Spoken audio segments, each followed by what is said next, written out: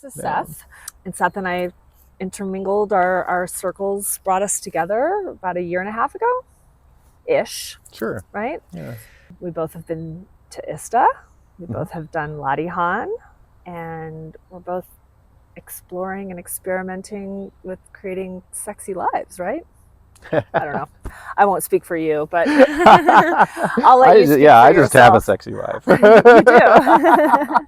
You do. you kind of do, right? Right? Is it sexier than it used to be? I don't know how to answer that. It's. I don't think that's not my measure of my life necessarily. Yeah. Oh, okay. But it probably is, for sure. What is the measure of your life? I don't do a lot of measuring. I think it's good. Going with what feels real for me and being honest about that. It's both a search for what is it that I want to be doing and feeling, and then just staying true to that. And sometimes that's sexy, and sometimes it's work and other things, right? There's no shying away from those things either. Yeah. Oh, I want to talk about existential kink with you too, because you turned me onto that, and now it kind of has resurfaced again. Of course, right? Like all these learnings and things that we learn, and then you kind of put it on a shelf. Maybe you're not done with it, but then it comes back and it's like, oh, now it's at a different level. Yeah. But you turned me onto that last year around this time. Yeah. And now it's coming back. The existential kink. I invited you here to do this podcast episode with me, to do a live in organic, right? RBDSMT conversation, talk, process, whatever, so that others can see the process for this. And, as with everything, there's a spectrum of, having this conversation. At ISTA, I learned this practice called RBDSMT, which Lori added the T. So R is relationship, B, boundaries, D, desires, S, safer sex, sexual health, sexual health, as, right? Like a stats, right? And then M is morning after, meaning making, and then T is trauma. Right. She added the T at the end, so you could talk about a little bit of if sometimes I get triggered or traumatized, and sure. And I mean, we could probably sit here and talk for hours about this, right? I think. And I've had some of these conversations be 15 minutes and some of them go for 2 hours. Sure. And I've also now started this doesn't even have to be done in a, sexual relationship. Yeah. It can be done if you're going to be spending time and having an intimate relationship with someone, sexual or non-sexual. Why are we here?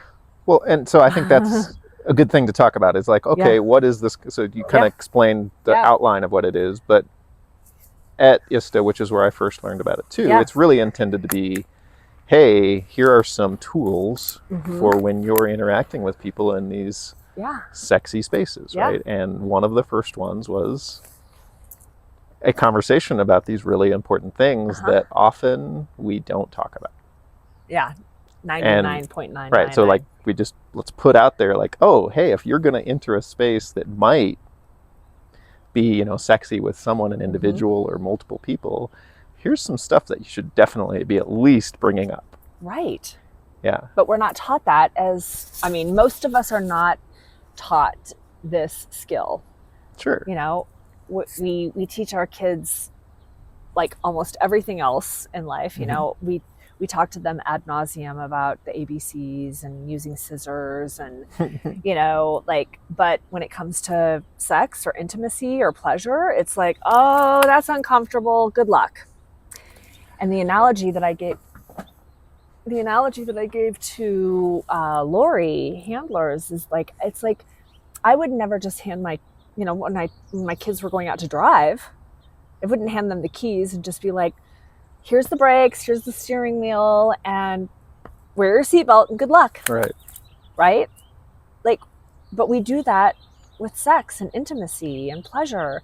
And so as adults, we're out just kind of fumbling around and being like, I don't know, like I find this person attractive, do they find me? And then nobody knows what the fuck is going on.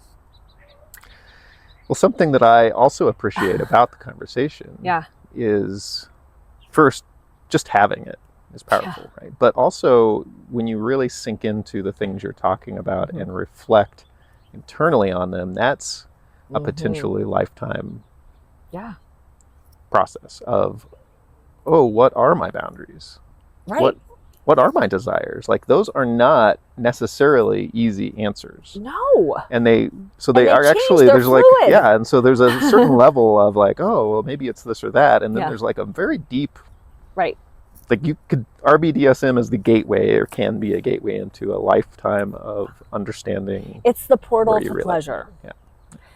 And pleasure doesn't always have to be sex. It can be like, oh my God, I just deeply connected with you.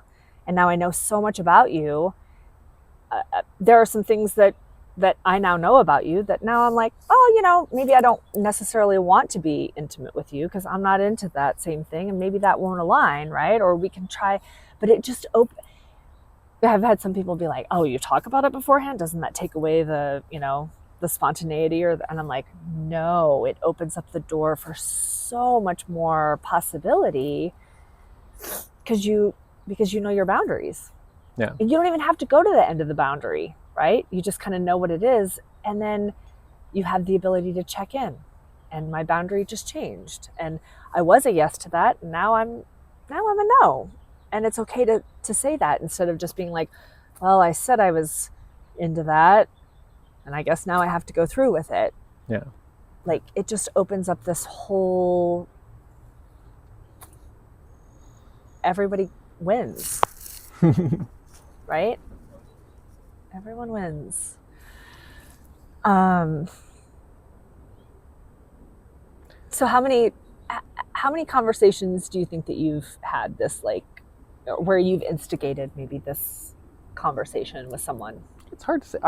In the way that I relate now, I think that when I first learned it, it was kind of a, oh, I should have this conversation. And now I think and in that state, I would bring it up first date over dinner, right? Like, to me, there's no like presumption that we're going to get to those. It's more like, hey, let's just at least have a little bit of this conversation. Totally. Because there's at least a potential of us going someplace. Right.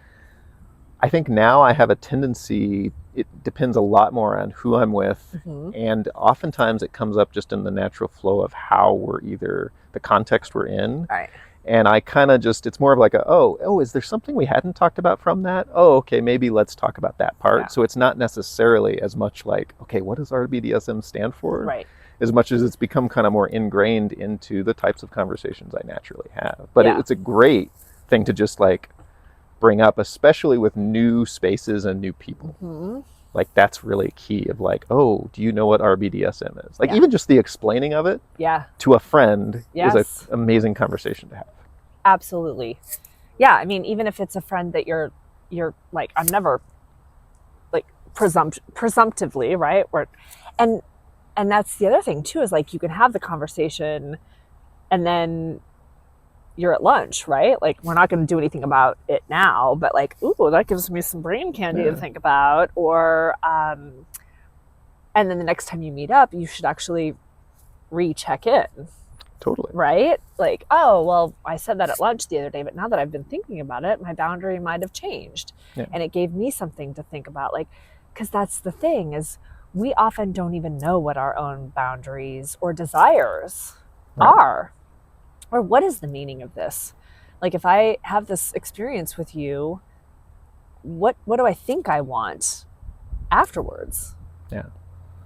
And those things, some of that changes even in a deep relationship with someone, though, too. Like, you maybe have a primary partner you're relating with every day, and still makes sense to check in on some of these things, especially if you're, relating with other people. Right.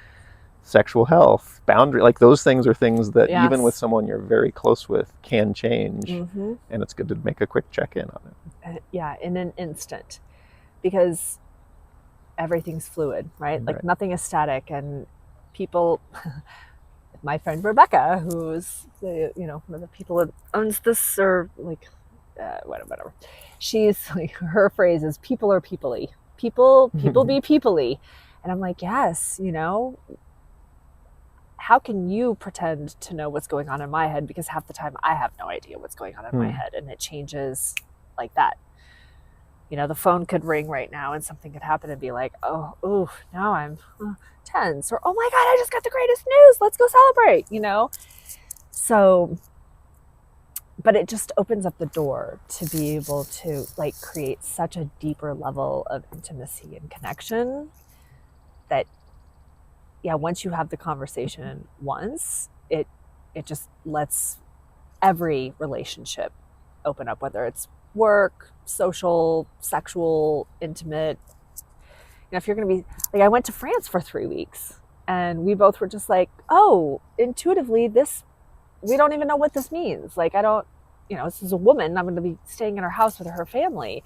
And we were both like so excited that, like, oh my God, this seems to just be flowing right. And then after day 3, I was like, okay, now why am I here? Like, do you know why I'm here? Like, where are my boundaries? Like, can I stay up late? Can I listen to music? And so I was like, oh my God, I should have the RBDSM with her. Right. And now, so we know like what this is. So it just is such a, and the more that you and I do it, and then people who watch this and listen and they start doing it, it just ripples out. And it's then we're actually having something to practice with an impetus to create such a deeper connection.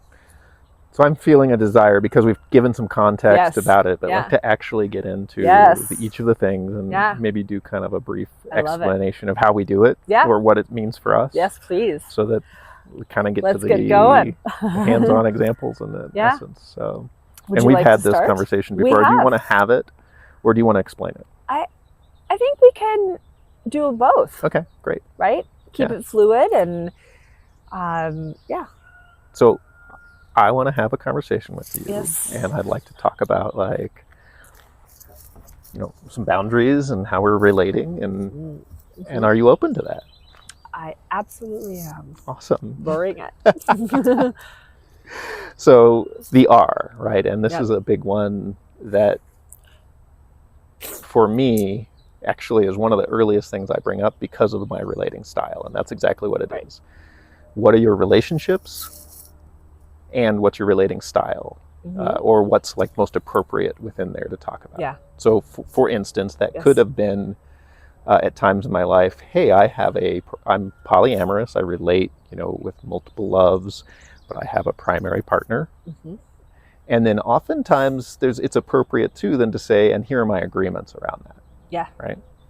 And to name that so that the other person kind of has a feel for what that relationship can be. And obviously you can ask. Yeah. But the truth right now is that my relating style is what some people would kind of call maybe relationship anarchy, but I choose to relate with every individual in what feels the most natural for that person. And so my friends can be sexy friends, they can be non-sexy friends, my lovers can be, there's no like limit. I can have a lover that is a friend who is then a partner later, and we just stay up to date. Yeah. And so even if I'm having this discussion with someone, we're in a friendship, who knows what that might turn into, and so it's really relevant.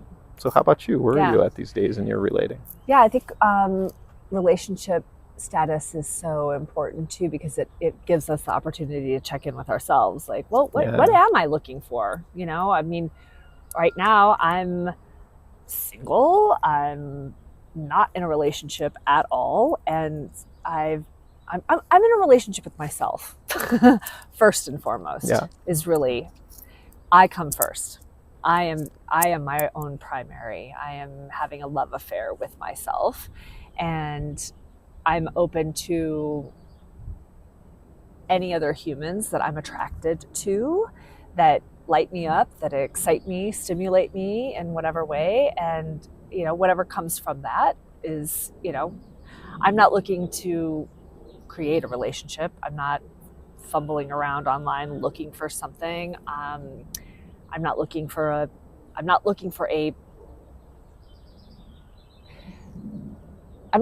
partner per se, but I feel like I have hundreds of partners out there, like, oh, let's do this. So, if I'm going to be intimate, it means that we're not dating. Well, right? We're not going to be dating afterwards. Practical question around that for you and I in the actual moment. So your relating style, like it sounds like it's very personal. What does it mean for us right now? Right. Yeah. Tell me how that relates to us. It means that I'm present with you right here and right now. All right. And are there any restrictions between you and I for today? I for have now? Zero restrictions. Today, I have zero restrictions. From a relating perspective. Cool. Yeah. Awesome. I'm gonna put everything out on the table. Yeah. Yeah. I think, and I'm gonna kind of reflect back on that side for me, without getting into like the other things we'll talk about, and that is, in my, I have relationships in my life, but none of those have agreements that would keep us from doing whatever we desire today. Yeah. And I think that's important too, to note that, if you are in relationship with other people that might be like, wait a minute, you went and had a conversation with Melissa, or wait, Melissa, you're like, I don't have anyone right now, and I've purposefully orchestrated my life so that I don't have to answer to anyone else. That if it in the moment, if I'm like, Seth, I'm not feeling this right now, like we're done, I can get up and leave, but I don't have to answer to anyone or ask permission or have an agreement. So that's, for me right now, is great. I'm going to go ahead. No, I also just want to say that, like, when you have this conversation and someone across from you is like, well, I am in a relationship, but that person probably wouldn't understand, and they wouldn't really like it if I were doing this, or they don't do this with me, and so therefore I'm going to hide it from them. Right. That's a click, click, ding, ding for me to be like, well, I'm certainly not, I don't want to be involved in that right now. Like, personally, like, thanks for telling me. Totally. And now I have information that helps me make a choice and make a decision for myself. So that's why this is also super valuable, because you're going to get information that you're like, I thought I might want to be with you, but now maybe I don't. Yeah, and I love that you went there, because that's exactly what I was going to do, is say that, let's give an example of this. There's so many relating styles, and I'm not like that there needs to be one. Yeah. You could literally be like, hey, I'm married. Our relationship is not open, and we're here, and I, if we do anything intimate, which I might have a desire around, it's going to be a secret. Yeah.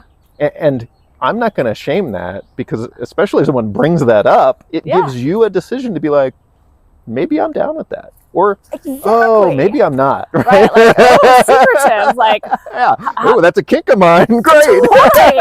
Right? Like, if you want to keep that a secret, that's on you. Right?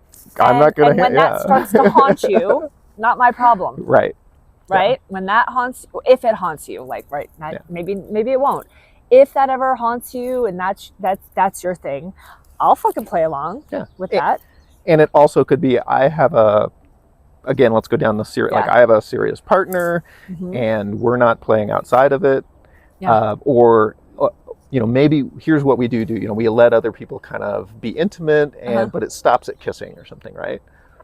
Great, right? And that also speaks to boundaries, but it also lets you to be like, okay, well, maybe there's something I don't understand about that. Are you going to tell them? Like, is it a secret? If I see them, in the circle of my circles, and that's another one. If I know your partner, what does this mean to them? Yeah. I think that's a great thing to be talking about. So that you're not caught off guard. You're like walk into a party and say, hey, and they punch you in the face. Right. Because that's the whole thing. It's like, I think that the nuance to this, and where it really gets fun, is when you can remove the limitations and the secrets, or, when there's transparency, that, like, some people take it to the really like, I need to know everything. I want to know everything, and I give you permission to do everything. But like, oh shit, I left that one piece out, and then someone's like, you didn't give me. So like having that nuance of fluidity too, of like, what's the right amount of information that's going to make my partner or someone else, like if you're free and clear, then and no one else is like, we don't have anyone to answer to. But if there is someone else involved, how's this going to impact him, her, me, you, us? Like, what are some consequences that are potential? Yeah. And that's nice to know, and that's a great question to ask too, is, okay, what are you going to tell your partner about this experience? Because that might be like, oh, I don't want that shared with other people in your life. Sorry. Or like, do you have an agreement around that? Right. Relevant information. Right. Right. Because they could also say, my partner, I can do whatever the hell I want, but I tell them. And then you might be like, well, I don't really want that person to know. And then can you make sure that they don't tell, it can be as complex as that, really, and it can be as easy as I'm single and I relate polyamorously or monogamously, and you're like, great, check. Yeah, and that's what's good about this, is it opens up this could get a little bit more complicated. Maybe we put a hold on it. And this is also why it's great to be doing it before you're like in the midst, naked and doing whatever you do have desires around, and you're like, oh, we should probably have a conversation, and then like an hour later you're like, well, how about if I tell them but not them, and the moment's gone. Yes, and then or after you're worst. Like, oh, you've shit, agreed to... I wish I would have known that. Were you responsible to tell me, or was I responsible to ask? And that's a big one. Right. And again, I think too, where this also is like really valuable is like putting a timeout in the actual conversation, is that, so often we get hurt unintentionally, right? It's an unintentional hurt that happens because there was not communication. And even the best meaning, like I meant well, I didn't mean for that to happen, but it can alleviate so much pain and suffering, because, and then it's like, oh well, that person's a narcissist, or that person did that to me, or that person did, and it's like, well, did you ask? Right. Did you do your due diligence? So now you're going to put the blame on them, and you could have asked. People will still find a way to be human. Exactly. People are people-y, right? But it does, like this whole, even in this community, I'm finding, where it's like, we're all in this community, I find that people are, it's levels above Bumble, right? But still, you hope it is a lot of right. A practice of just so there's not shaming, name calling. Oh well, that person fucked up and totally royally, fucked me, and now everyone in the community needs to know about like this horrible thing that person did to me, and like I really hope that this conversation can help negate some of that, so that we're like, I am a human too, by the way. And even though I think that I'm being as transparent with you right now as possible, like I'm going to fuck up sometimes. Yeah. And I'd like you to know that I'm not intentionally trying to fuck up, but I might.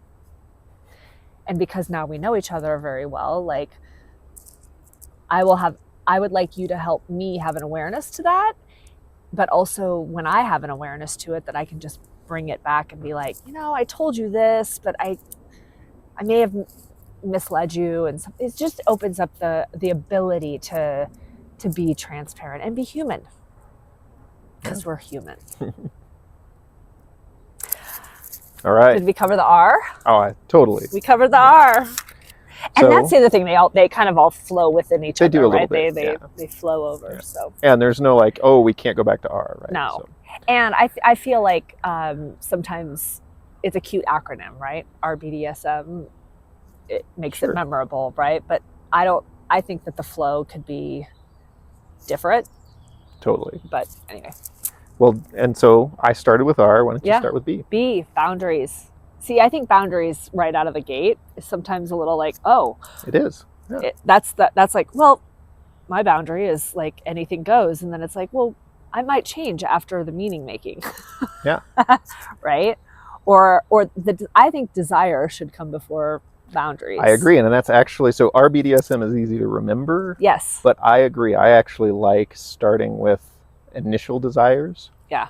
And then even getting back to when, so let's say our desires are mutual in going, more into a sexual space. It's nice to hit desires and boundaries again. Like that's almost like a continual conversation that you can kind of keep updating. Unless you're like setting up a scene or something where you don't want to change boundaries and desires when you get into it. Yeah. For most relating, I think those are ones you actually kind of just, they keep going. Because like you said, if your meaning making or if your desire for like what happens after all of that is that, we're married. Yeah. I'm like, oh, wait a minute, I have no desire for that. Yeah, yes. Like my desires changed. My boundary is a hard no. Right, yeah. So, but it is, I think. I'm hoping we can make a baby today. Yeah. Oh, well. But desires does set the playing field to start. Yes. Especially if it's your first time and if the desires aren't obvious. Yeah. So let me hear your desires. Okay, good. We just so everyone knows, we skipped boundaries because we're going to come back to it, and we're going right into desires. For sure. So desires. Well, also too, like this is for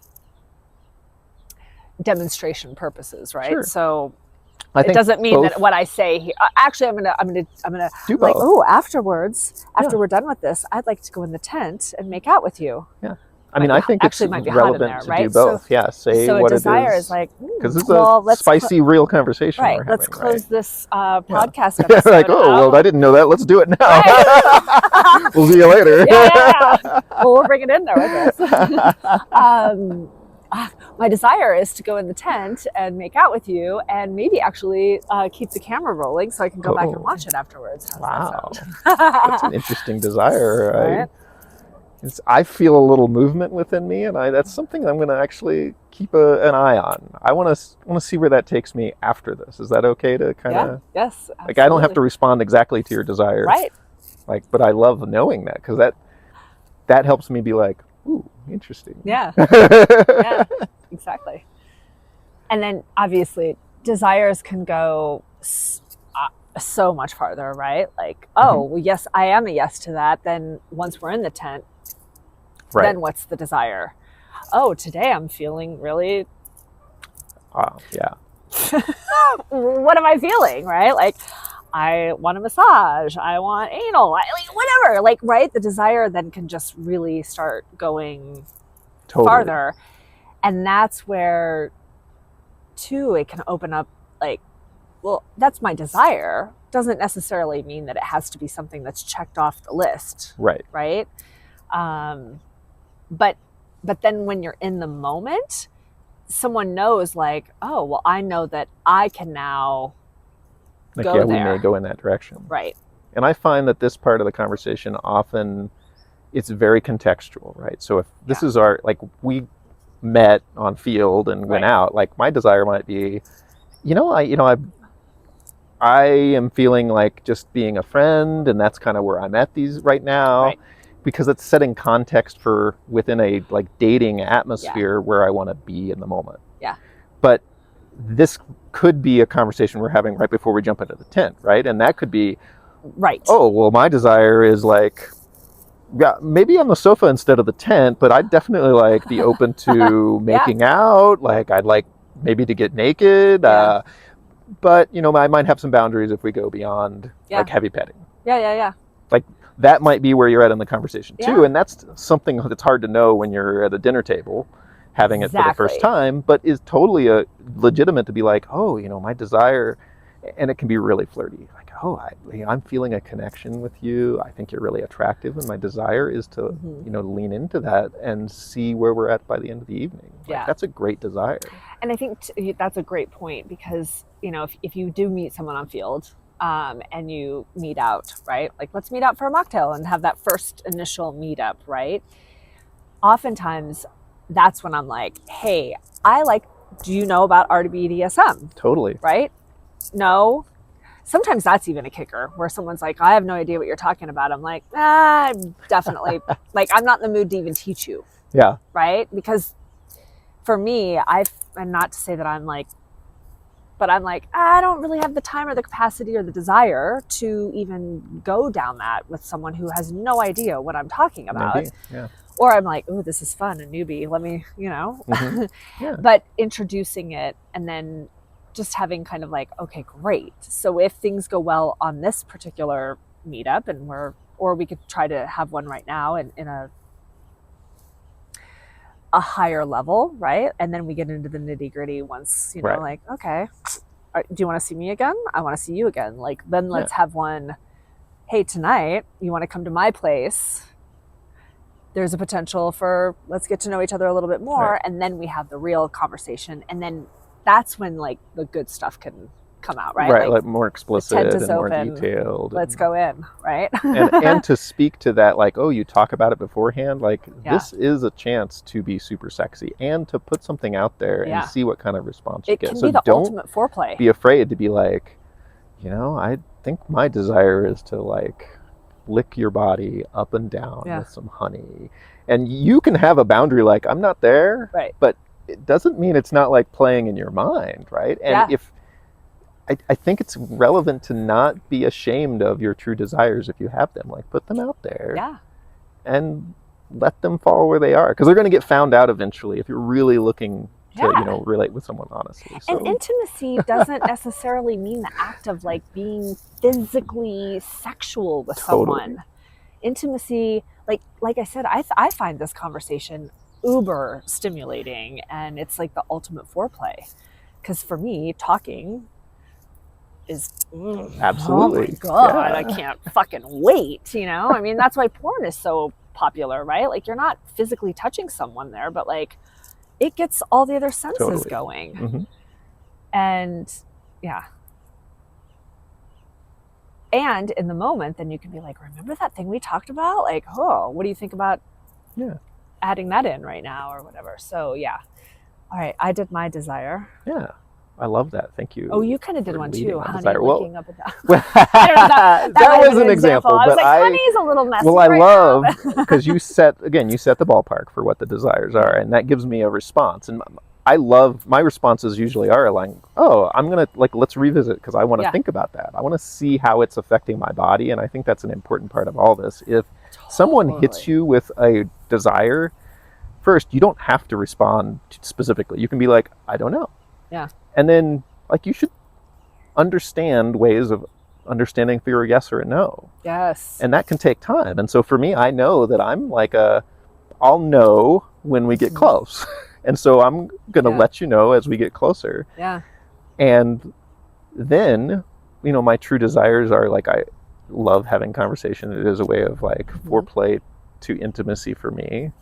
And I love this idea. My desire is to keep this going in the way that we are and to leave the end a little open. I think that keeps this sexy for me. That's within my desires to understand maybe there's a little playtime after. I love it. Yeah. Love it. I thought of something. It's escaping me. All right, well, that's the D. Yeah. So I think, and that really then I think sets the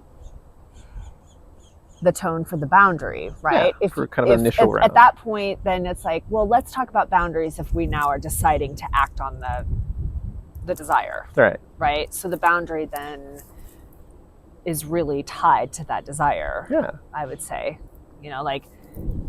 how long do you have? I only have an hour. I've got 10 minutes, absolutely. Right? And it's not necessarily every boundary that ever could be, right? It's right. Not, Right. We didn't talk about anal, right? So it's like, well, if you're going to do anal, there's a certain lube I use. Like, that could be a total boundary. And right. like, it's a different conversation. Yeah. Like, if you were like a yes to the initial, like, well, the desire is to go in the tent. And then it's like, oh, well, then what are the boundaries from there? And right, that's where then you would get into that. So we don't even maybe need to go into like an explicit exchange about boundaries right now. But the whole concept is that it then gives you a place to say, I'm a yes to making out in the tent, but you mentioned something about that, like, I'm not up for that today or whatever. That's where you can really just start saying, like, I think it's good to it's the feeling you were talking about, like, well, how's this feeling to me? So I really want to encourage people too, and that's where Ladihan comes into play so nicely, is like tapping into your feeling, like, oh my God, that just sparked something in me, like that. I must be excited, right? Like, and taking your mind out of it, like, oh my God, well, like start logically then mulling things over. It's like, oh, that, or like a visceral, like a fuck no, or even a no, right? Like a no is usually like, can I talk myself into that? Right. Like, we don't want that, right? We don't want to be talking ourselves into anything, really.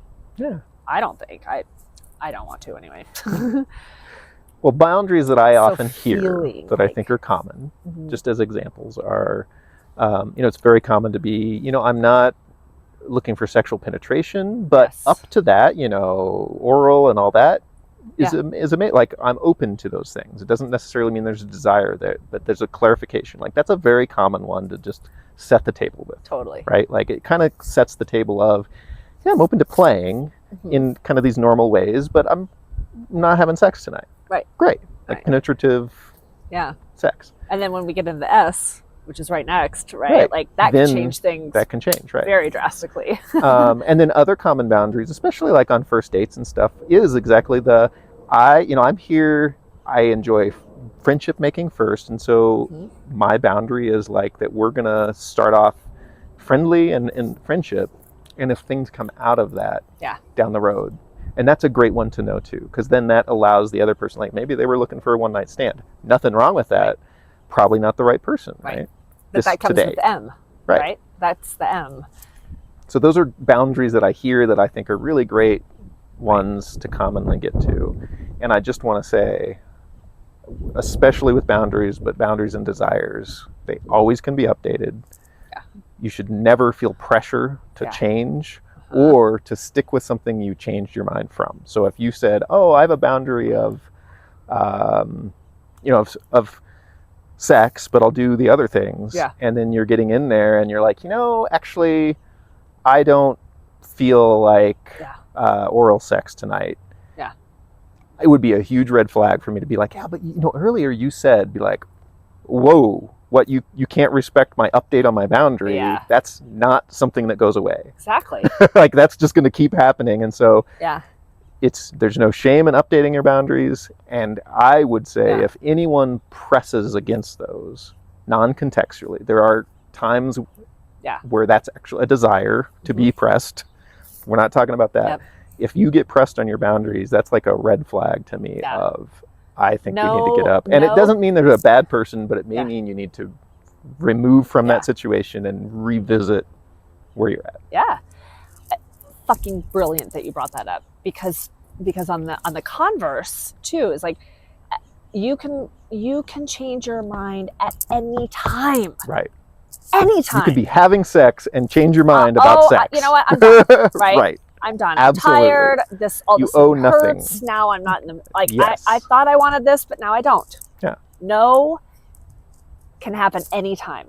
Yeah. Now, where it gets kind of tricky or fun, right, is like, oh, I said I was a no to that earlier, but now I want this. And in the moment, having the wherewithal too to check in with yourself, like, oh, now I'm a yes. Yeah. Like, I find that to be a timeout moment. I agree. Yeah. Right? And like, I think it's okay, maybe let's then take a break. Mm-hmm. Right? Yeah. Let's take a little break. See where we're at. Because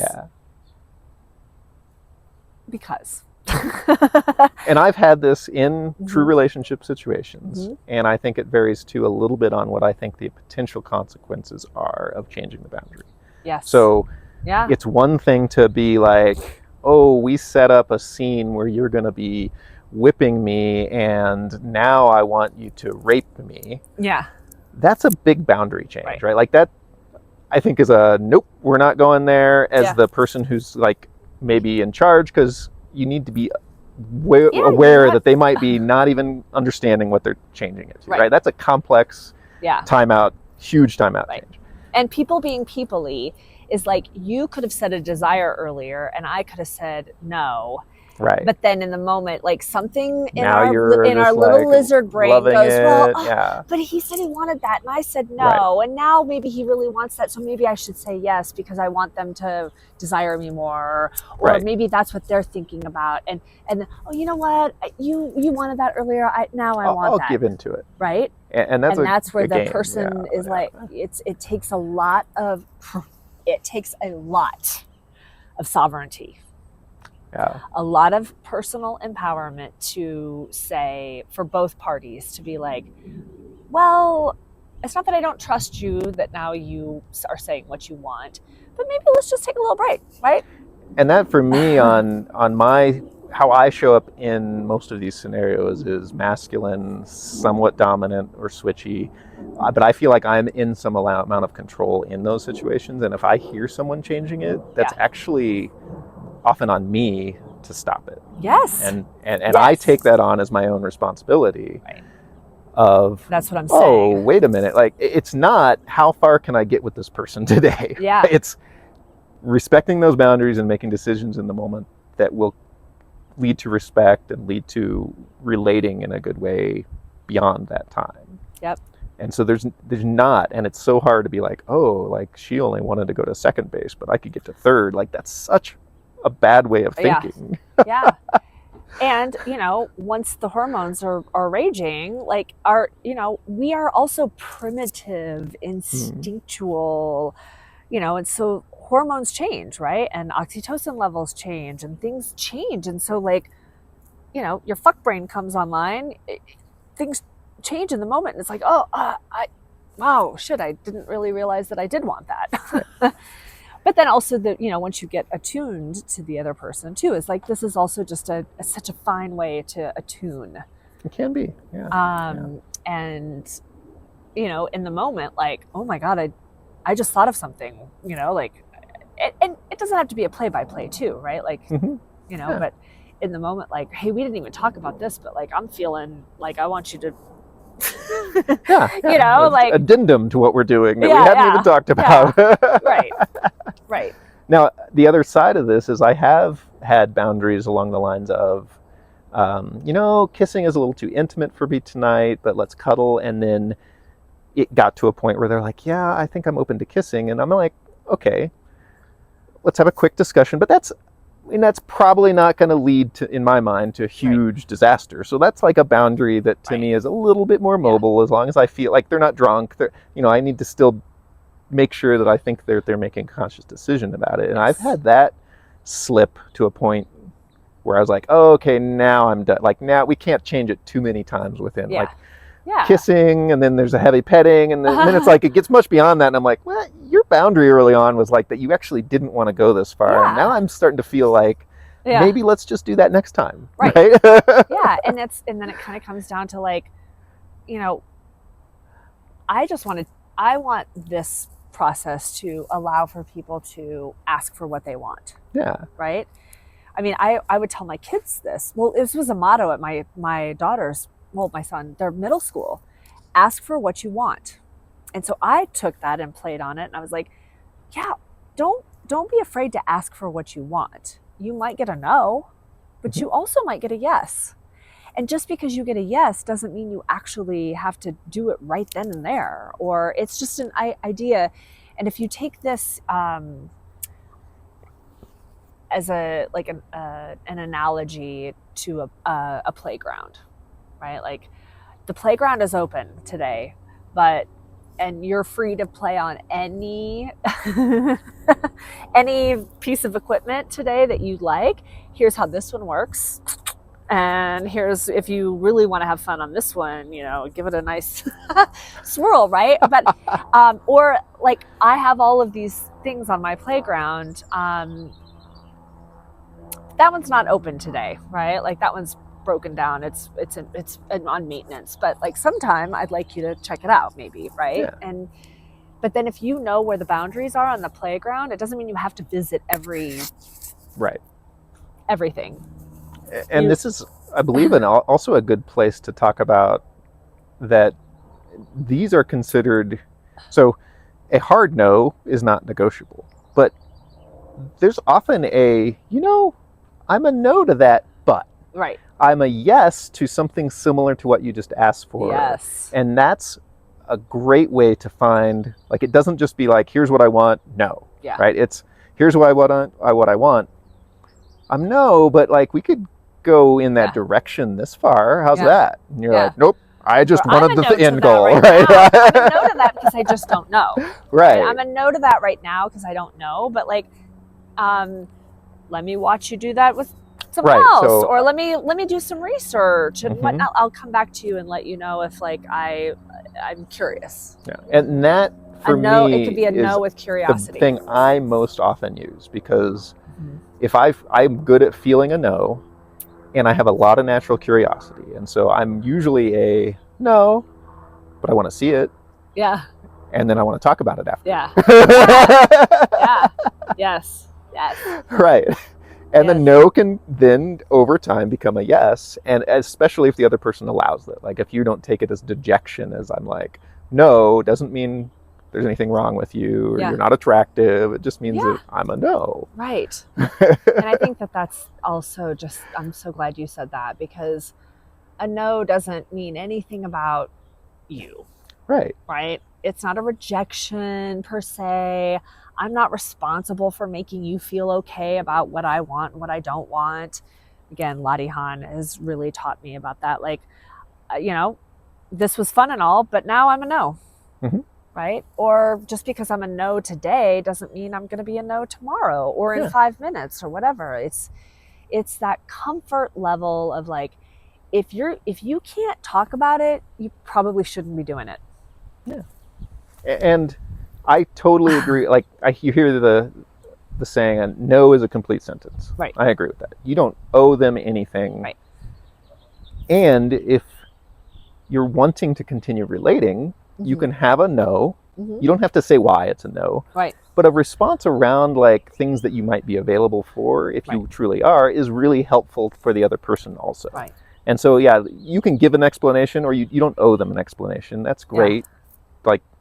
However, it's great also to give another area. Yeah. Like, I'm a no, but I'd love to explore friendship with you. Yeah. Well, I think that leads into the S and maybe even the T. Yeah. Because a no could be like, well, I'm a no to that, not because I want to be, but because there's a safety issue here, right? Or a health issue or whatever. And maybe I don't even want to go into that today. Totally. Right? So I can just say no right now so that I don't have to go into the S or the T. Yeah. Right? Well, let's go into the S and the T. Right. The S, yes, let's do it. I mean, the S is like, if you're gonna choose to exchange fluids with someone, what are the potential consequences that you could be sharing with those fluids? Well, I'd even pull it. I think that's true, and I would pull it out a little bit more. Yeah. Purely just that sexual health can mean a lot of different things, and I see it as sexual health, and that can be both here, and this is a hard one, I think, for both people. It can be listing off, so it could, that the one that it's easiest is like, I'm clear, which would mean I get tested, or I have been tested, and that's another thing you can say is, I was tested for these STDs 2 weeks ago. I was clear, which would mean that nothing came up positive. But that can be a little bit much too, depending on the desires. Right. And so what I think the moral obligation here is that if there's a desire that's named, morally, I feel the other person's obligated to me to tell me something that I might need to know that could be a sexual health or a sexual safety issue if we're going to do that desire. So that could be, oh, you know, I have HPV or whatever it is, and here's how I protect against that. It's a tricky one, though, because there's so much shaming around those things. But it can be so easy to just say, oh, you know, I always use a condom. Here's what I'm tested, I'm clear. Those are the types of things that often, it's just really practical conversation. Totally. And I think even, well, let's just a real life example, right? Like I just gave you a desire, right? And then, but now we're at the S and I'm like, oh, I haven't been tested in over a year. Right. I have no idea. Right. Yeah. And that then could change everything. Or, you know, I was at a party last night and we all took hits off of a hookah and someone there is now sick, or I'm feeling a little tickle in my throat. Absolutely. Right. Or whatever. Like I've got a toothache and I've got horrible breath, right? Like, and you're not going to want to kiss me or whatever. But that could then change everything. Because if I'm like, I don't know, I haven't been tested and who knows, right? Like everything else can then be like, you can be like, I'm willing to take that chance, or or no kissing, no exchanging of fluids, right? Like nothing, which can eliminate a lot of things. Or it could be like, I don't really care. You know, it just, that's the S part, is like, I think it really then gives you, again, agency to make a decision on, all this other stuff sounded really yummy, but I'm not really willing to pay the price of admission on this like unknown factor. Right. Yeah. And so so I'll say what I am, and then ones that I've been in the past. So what I am now for this conversation, we haven't talked about like having sex, but I am in active sexual relationships with 2 partners. I think that's relevant for the other person to know. And because of how closely how often we get tested and closely we share that information, we also don't use condoms. So that's really relevant to you. Yeah. And then third, with new partners, I prefer like to use condoms or to come up with some way to really like, I need to feel really secure if we're going to go in a different direction. Right. Because I'm protecting my 2 partners. Yes. And they don't know you. Yeah. And if I don't know even if you don't know them, I don't even know my health, right? Right. Yeah. And then I could be like, oh, well, you're not using condoms with them. And you guys all trust each other. But like, do I feel comfortable with that? Right. Right. And that's where we just check in with our intuition, our feeling, like, I kind of want to be a yes, but I'm not really. So do I betray myself and say yes to something that I'm not a full fuck yes to? Right. Yay. I think that's good for S's. Yeah. Well, I think it's good to have common ones that I've run into. Yeah. Because you will run into herpes. Yes. And then, there's 2 forms of herpes, and that is something that, yes. Okay, I have herpes. When was your last outbreak? Is it, right. I always forget which one, herpes 1 and 2, but there's like the oral. And so, okay, when was your last outbreak? Yeah. How often? It's completely appropriate to first know what you're talking about and be like, okay, so do you usually know when you might have an outbreak? Yeah. How does that usually feel for you? And then you can kind of decide. And then with vaginal or with, it's not vaginal herpes. What would it be? What's the correct term for this? Sorry. Well, this is too where like once we start getting into that conversation, for me personally, I'm like, oh, I need to now get more educated. Right. Because my past partners, that's never been a thing. I've never had it. I don't have it. Well, as far as I know, right? So then once I start if I were to get into that conversation with you right now, I'd be like, you know what? This is another timeout. Right. Because now, like, I might need to Google. I don't know. Right. Yeah. Let's GPT it. Right. Well, and that is exactly what I had to do. I'm being sexist when I say vaginal herpes because that's what I'm looking out for. I don't play typically with men, but it would be like genital herpes.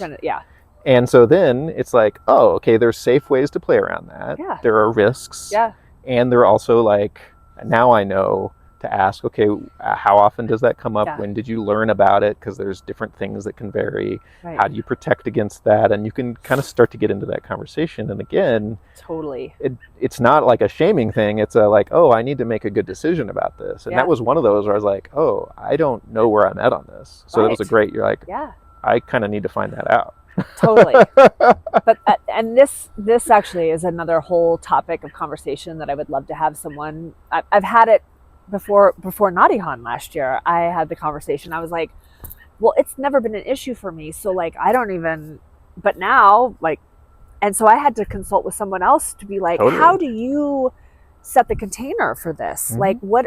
I don't want to do something irresponsible, but it's never been an issue for me, or so I don't know, and I don't know what I don't know, but but then that can lead down other rabbit holes. Like not everyone, most people in my family, like my children got cold sores.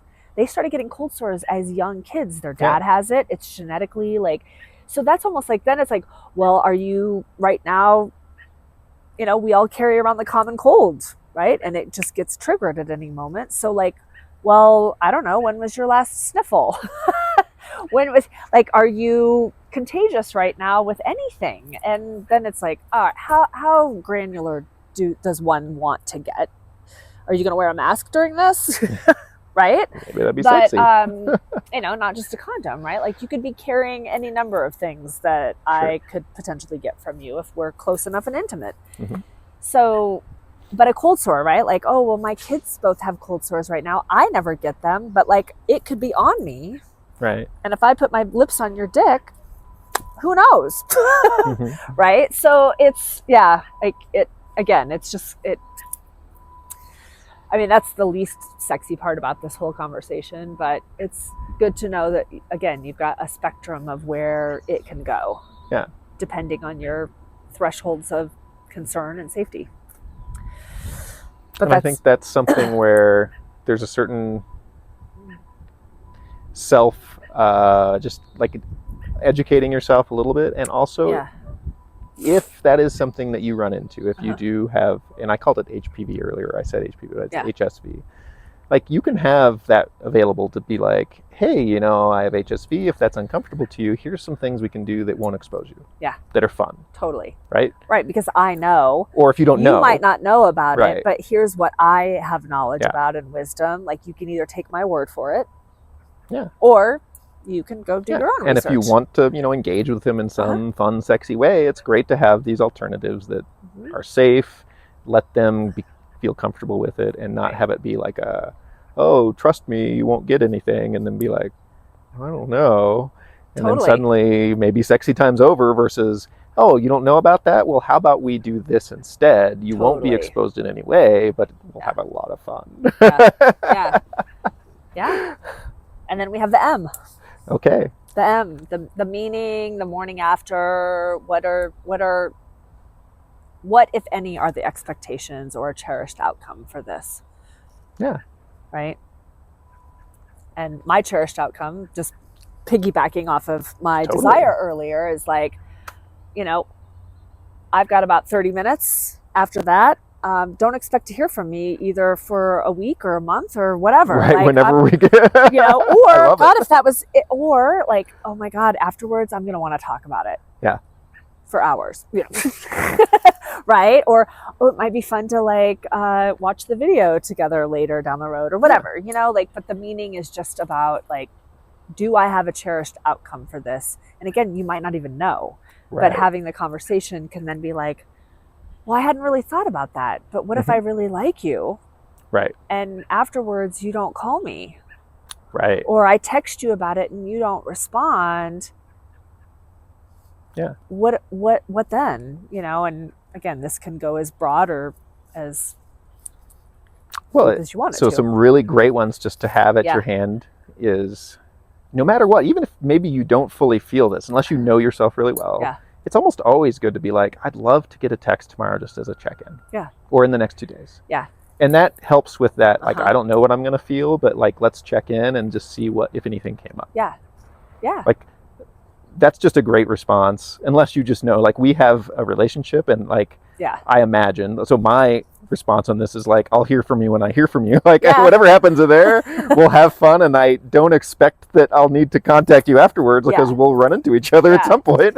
Yeah, and I could say to you, like, hey, maybe after the dust has settled, you know, like, let's talk about it. What did you like about that? Yeah. What was awesome for you? Or, you know, or like, you know, I didn't really feel anything, and so therefore, like, I don't really think I'll ever want to do that again.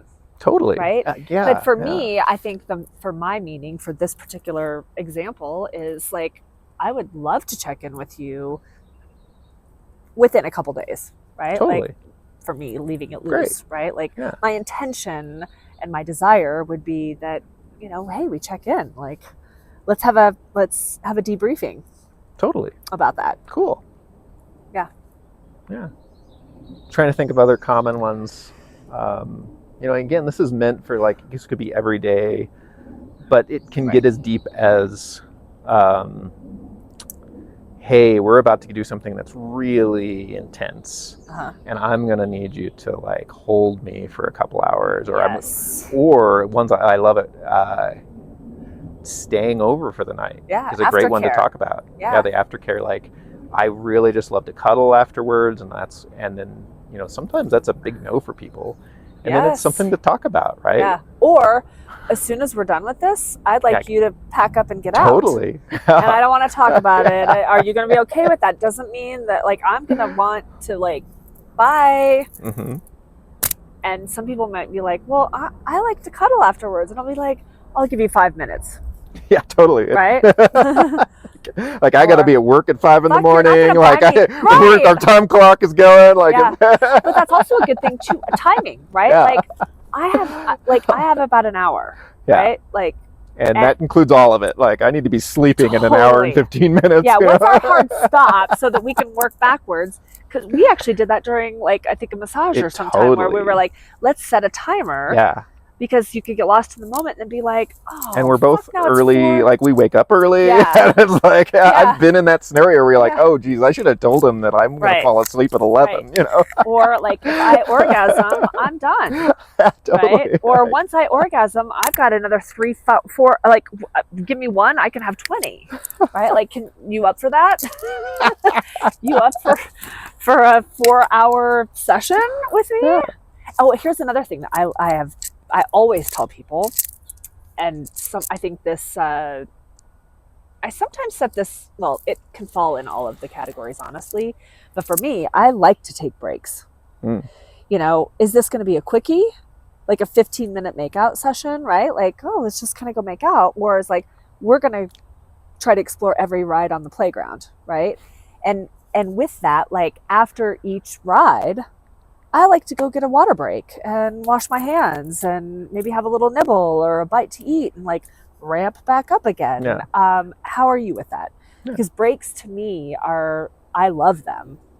They add to my pleasure. Whereas some people are like, wait, what, we're stopping? Yeah. Fuck, we just started, you know? And it's like being able to, I like to tell people that. Yeah, and this is, I mean...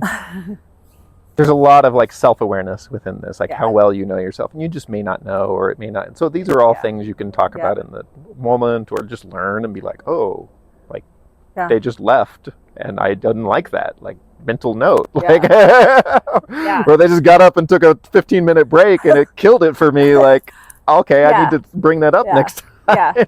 Yeah, like, I like to take breaks, but I'll tell you about it first. Right. You know, like, I'll check in, like, hey, now's a good, like, I gotta pee. Yeah. Right? Like, my bladder now is ruining the moment for me. Right. I'd like to go pee, and once I pee, I'll probably now want to get a little snack. And that doesn't mean it's over, right? Right. And that, I think, is really important too, because then the other person is like, well, wait, now are we done? Are we not done? Are you coming back? You're not coming back. Like, so yeah, I like to tell people that so that so I have the freedom to take the break. And they're not left like, wait, do I put my pants on now? Right. Oh, she didn't like me. She just left. All right. Do we have anything else on the M? No, I think think I'm pretty good there. Good. And I think T, like, I like this one. Again, personally, I don't have, and awesomely, I pay a lot of reverence to this. I don't have trauma, right, that I have to name. Now, I went through a period about a few weeks ago where I was crying a lot. And it was just spontaneous eruption of crying, which I love personally, but crying can be uncomfortable to other humans, right? So I would say, like, I might bust out into tears tonight multiple times, right? And so if I do, it might be from pleasure, it might be from joy, it might be from exhilaration.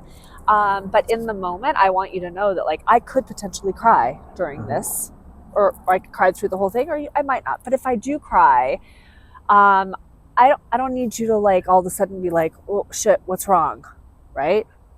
But I'm going to give you that information so that it's not traumatizing for you. Okay. So if you cry, you'll let me know why. Yeah. If I start crying in the moment, I could just be like, hey, keep going. Right? But then you then know, like, oh, well, this is now a turnoff for me, and I can be done. Or, oh, she's crying, I love this, like, but at least it's information. So, but the T can go much deeper than that. Yeah. Right. Depending on but I think it's a good way of, like, oh, I could potentially get triggered because of an incident that happened. I don't need to tell you all the gory details. I don't need to tell you, but if I get triggered, sometimes the way to help me through that is to take a little break. Or, oh, hey, I'm getting triggered, can you hold me? And I kind of like that term actually better than trauma. I like triggered. Yeah, I like it too, actually. Because triggers. I'm not here to, like, decide what's a capital T and what's a little t. Totally. And so I think that is just more appropriate. I like the word. Let's change it. Here's a trigger that might Lori, if you watch, we're going to change T to triggers. I mean, I think that's a way. Yeah. And you may trigger a trauma, and I think it's good to understand things that you can run into, because first, many people don't know them, and so they don't know their own. Right. And especially as you deepen or explore different areas, you may run into things that you didn't know. And so as the person, like, if you know your traumas or you know those, it's great to bring them up. But as the person receiving this information, it's always good to just understand, like, that people can have them, and that to be aware of what are things you might be looking for and what can you do. And so ones that are very common is people can get glassy-eyed and disassociate. Yeah. And that's something that takes just a little bit of, like, being in connection with the person. And if you feel that something might be off, it's really up to you to check in with them. Right, like, hey, and I kind of lost you here. Like, are you still with me? It could be that they're so in joy pleasure land. Or it could be that, that suddenly when you are reliving a trauma, especially early on, you aren't necessarily there and present. Yeah. And so if you don't get a response, or if you start to see things, it is now your responsibility, my responsibility, to stop and understand what might be going on and to work through that. And that's just the reality of playing in this world. I love it. Well, also too is, like, part of the scene, right? Be like, I want to get through this trauma. Could be. I have this past thing that happened to me, and I would like someone to help me now navigate through it in a sexual way. And so in that, like, that it might start triggering some things. So in that, like, can you be there to help support me through this, so that I can now maybe not get rid of it is the wrong phrase, but you know what I mean? Like, work through it to heal it. Right. And I'd like you to be a part of that with me. Please let that person know, so that it's not like, get their permission, right? Wait, I just did what for you? Like, I mean, like, setting the scene is really important on all fronts.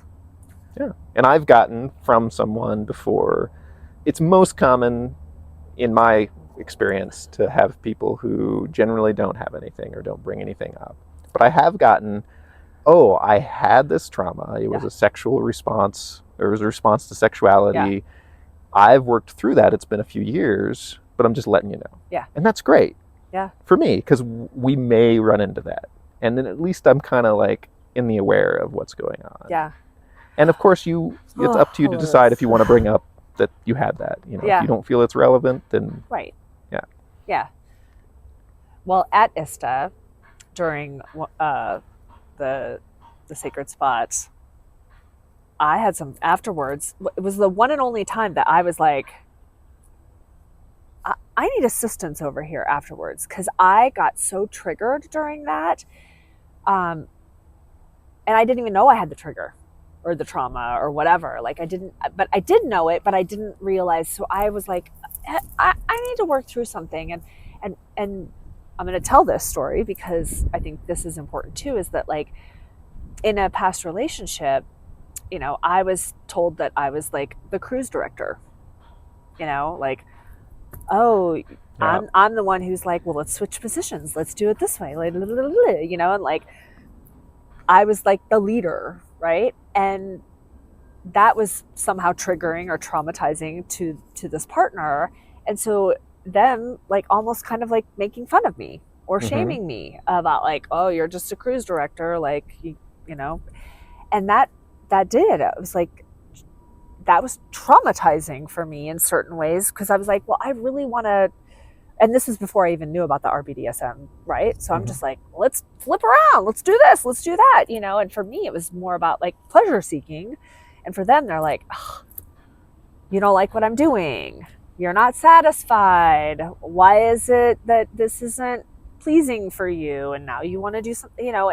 But then I'm like, well, why don't you pick a position? Why don't you change? You know? And so like, this is where, so the T for me in that was like, how do I now feel agency? And this whole conversation and this process has helped me through that, where I'm like, I like to flip around a lot. I like to be a suggestion box during it.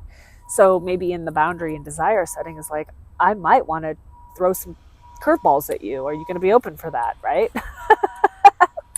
But I think this conversation helps totally take away a lot of that mystery of, you know, if I want to flip positions or do something different during it, please don't take offense to what's happening right then and there. Like, hey, in a few minutes, my knees are starting to hurt, right? And there's so much wrapped into sexuality that I think it's worth noting that, like, to receive instruction can be the best thing you ever got. Like, someone who's going to tell you how to please them, yes, please. Because there's no single way to please a person. And I totally get that can feel like an affront. Yeah. Because of lots of what we wrap into sexuality and performance, and that we think there is some way that you're like, oh, I'm just good at it, right? Yeah. And you know, the reality is, like, every person kind of has their thing, and if they can tell you, that's amazing. Right. I'm so glad you said this, because that is where the pleasure can get unleashed. Yeah. Unleashed, because if you're willing, one, to say it, hey, oh my God, a millimeter over and this will be golden, I think. Yeah. Right? And the other person being open to that, like, oh, thank you for telling me, as opposed to like, oh, right? Taking some part of what you're doing as, and only in sex, well, not only in sex, but like, you know, if you're giving someone a massage and they're like, oh, that's a little hard, like simmer down or harder. Like, you would never be like, oh, they didn't like what I was doing, and so now I'm doing it wrong. Like, but in sex, isn't it great to know that, like, holy shit, that feels good. Yeah. Now take it up a notch, or oh, back off a little bit, because now it hurts. Right? Yeah, there's so much growing up that I recall feeling like there was a way to do something, like, oh, women like this, or this is great, right? And you're like, great, like, some of that could be a great starting point, but there is no way that people like things. It's like, There's just starting places, right? Well, I mean, take for instance, like porn. You know, a lot of porn in the early days was like, slam, slam, slam, slam, slam. And women are like, I don't fucking want the jackrabbit all the time. Sometimes, sure. Right. Right? But unless as a woman, you're like, all right, can we slow things down a little bit? Yeah. Or please, can we, that was great and all, but like, now I'm losing sensation, or it's whatever. But like, but I'm like, oh, she needs to know I'm manly, and she loves like I'm showing my manliness. This is what porn taught me, right? She loves it. Why isn't she screaming like that? Why? Well, I'm screaming because it hurts. So yeah. And then there's the opposite of that too. There's like too gentle, and that's something I've totally run into before. And that's again like because everyone's different, or because like suddenly someone told me they didn't like to, it was so rough, and now I'm like, oh geez, no one likes it rough, and it's like, no, you just everyone's different, so sometimes different. A little harder is good. Yeah. Yes. Yes.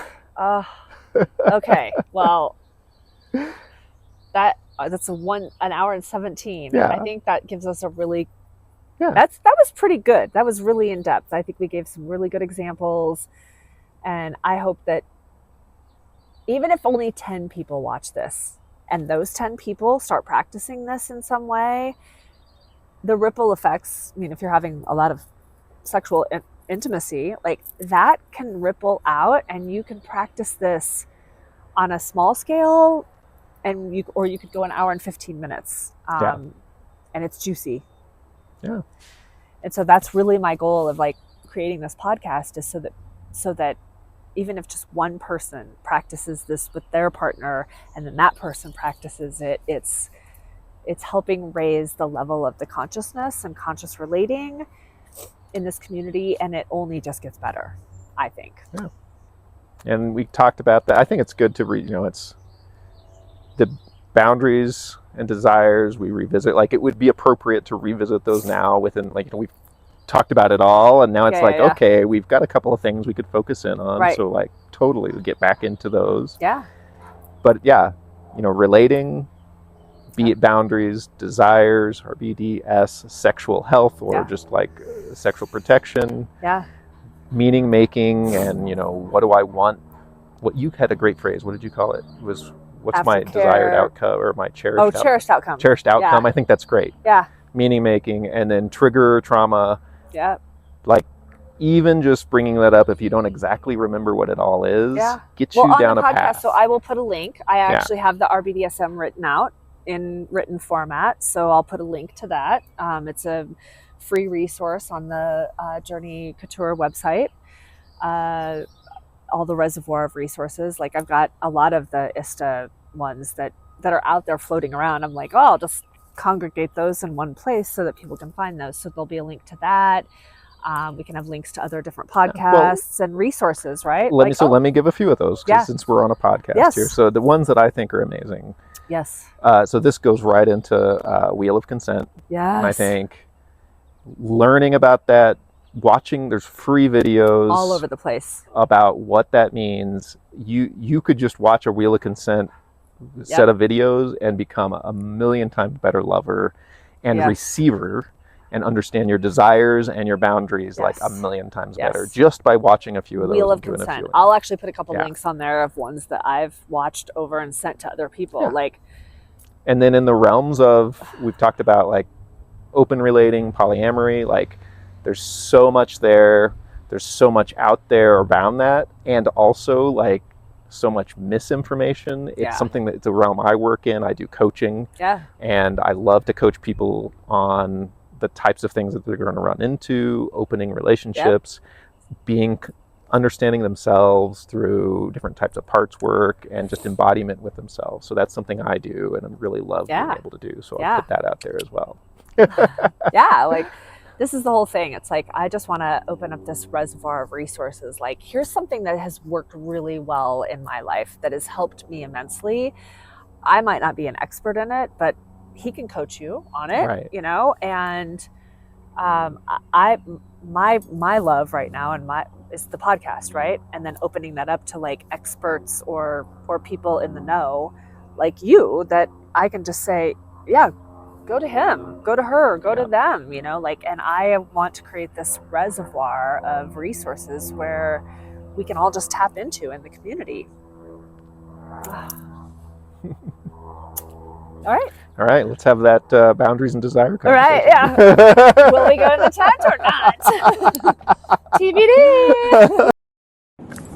Oh, and if you like this episode, you definitely have to tune in for the next episode with me and Riley and Lori Handlers, where Lori interviews me and my daughter, where we talk about how I started kind of doing this with my daughter well before I knew the acronym of RBDSMT, but teaching my daughter how to set boundaries, how to be confident in setting her boundaries. And so this will be a perfect segue follow-up for what's happening with Seth on this particular podcast. And I hope that you find value in these. All right, cheers.